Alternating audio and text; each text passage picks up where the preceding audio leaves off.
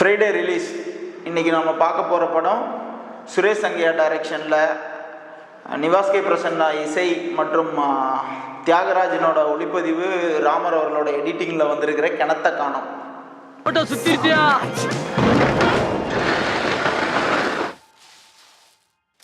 என்ன இது? அது தெரியாம தானப்பா நின்றுட்டு இருக்கு.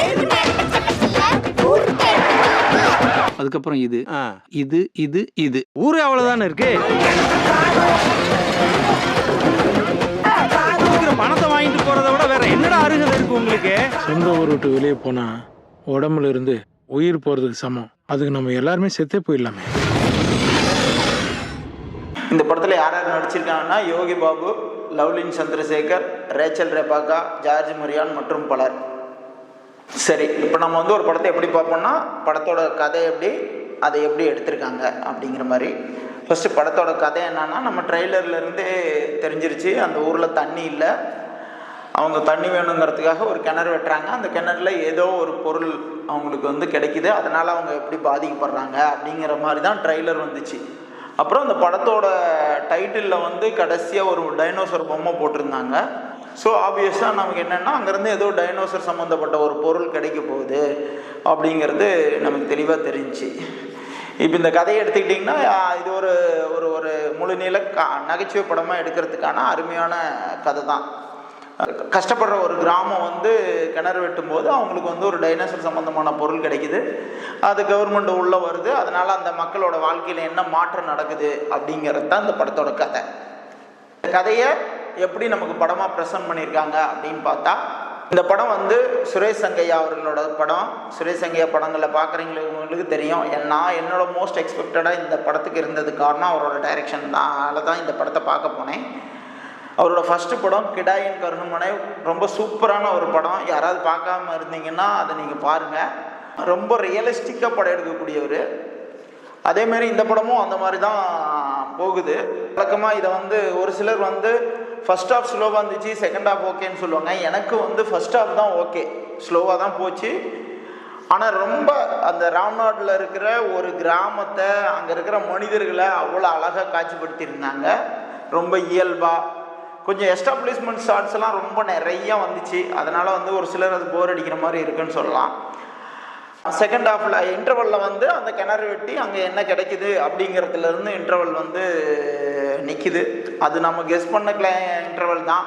இந்த படம் டேர்ன் அண்ட் ட்விஸ்டோடு இருக்கிற படம் கிடையாது. அப்படி எதிர்பார்த்து போகிறவங்களுக்கான படம் கிடையாது. இது ரொம்ப ஒரு இயல்பான படம். அப்புறம் செகண்ட் ஹாஃபில் பார்த்தீங்கன்னா, அந்த இது வந்ததுக்கப்புறம் கவர்மெண்ட் உள்ளே வருது. இவங்க தண்ணியே இல்லாதப்ப யாருமே கண்டுக்காத ஒரு கவர்மெண்ட்டு கண்டெடுத்ததுக்கப்புறமா கலெக்டர் உள்ள வர்றார், தொல்லியல் துறை உள்ள வருது, மினிஸ்டர் வர்றார், எல்லாம் பார்க்குறாங்க. அதில் அவங்க தேவை நிறைவேறிச்சா இல்லையா அப்படிங்கிறது தான் செகண்ட் ஹாஃபோட இது. இதில் தான் எனக்கு நிறைய இடங்கள் ஒர்க் அவுட் ஆச்சு. ரொம்ப இயல்பாக காட்சிப்படுத்தியிருந்தாங்க, அதெல்லாம் ஒர்க் அவுட் ஆச்சு. ஆனால் எனக்கு செகண்ட் ஹாஃப் கொஞ்சம் ஒரு மாதிரியாக இருந்தது. காரணம் என்னென்னா, கொஞ்சம் மாதிரி இதை காமெடி படமாகவே எடுத்துக்கிட்டு போகலாமா அல்லது அங்கங்கே சீரியஸாக பண்ணலாமா அப்படிங்கிற மாதிரி அவங்களே கன்ஃபியூஸ் ஆகிற மாதிரி எனக்கு தோணுது.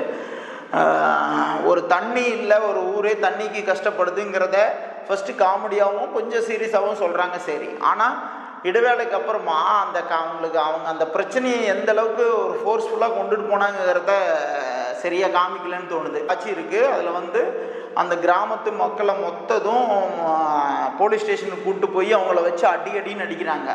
இது எவ்வளோ ஒரு சீரியஸான சீனு. அடிக்கிற சீனை சீரியஸாக காமிக்கிறாங்க. அடித்ததுக்கு அப்புறமா ஒரு கேப் விடுறாங்க. அதில் இவங்கெல்லாம் பேசி காமெடியாக சிரிச்சிட்ருக்காங்க.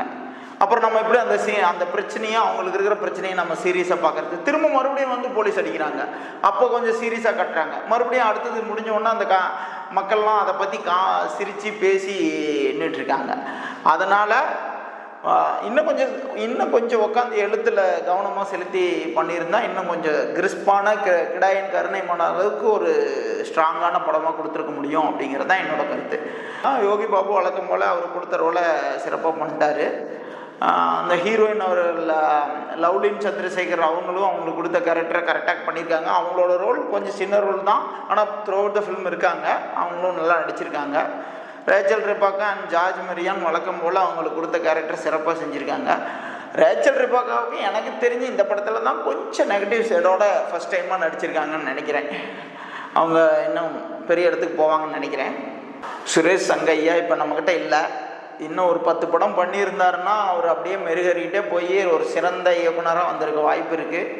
இதோட அவரோட கலை படைப்புகள் முடியுது. ஸோ பார்க்கலாம், ஒரு வாட்டி பார்க்கக்கூடிய அளவில் இருக்கிற படம் தான். இது போன்ற வீடியோக்களுக்கு தொடர்ந்து நம்ம சேனலுக்கு ஆதரவு அளித்து சப்ஸ்கிரைப் டு ஜாபி கூத்து.